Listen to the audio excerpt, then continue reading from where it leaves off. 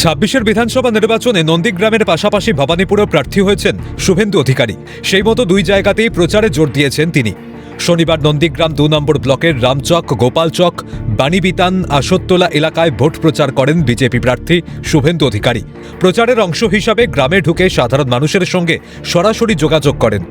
বিশেষ করে প্রত্যন্ত গ্রামগুলিতে পৌঁছতে টোটোয় চেপে র্যালি করতে দেখা যায় শুভেন্দু অধিকারীকে। এই প্রচারের সময় গ্রামবাসীদের সঙ্গে নমস্কার বিনিময় করেন শুভেন্দু। বয়স্কদের প্রতি শ্রদ্ধা জানানোর পাশাপাশি ছোটদের স্নেহ করেন। এসবের মাঝেই ময়নায় উত্তেজনা নিয়ে মুখ খোলেন নন্দীগ্রাম ও ভবানীপুরের বিজেপি প্রার্থী।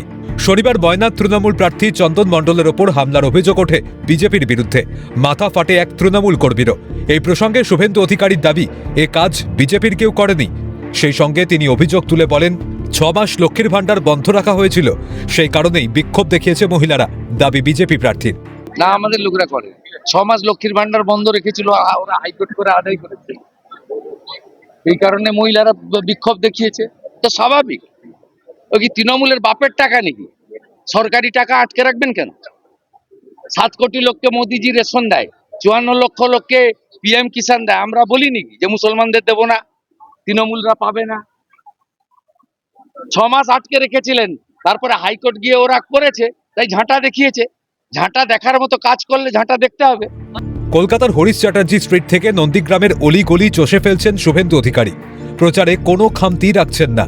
এখন দেখার জনগণের ভরসা মেলে কিনা। নন্দীগ্রাম থেকে রমেন মাইতির রিপোর্ট, ক্যালকাটা নিউজ।